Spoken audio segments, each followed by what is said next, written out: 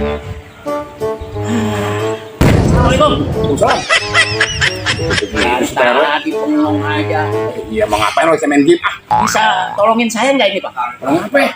Saya nyari motor, Bang. Ada cewek. Itu motor bodong mau dijual.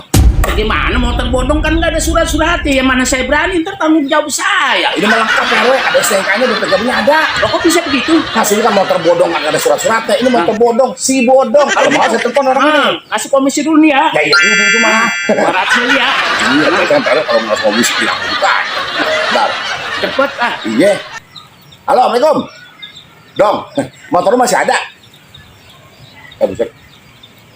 Udah laku. Udah. Gimana sih? Berarti kalau motor udah laku, komisi kembaliin dong. Komisi kalau udah masuk kantor saya mah nggak bakal balik. Dah, ya.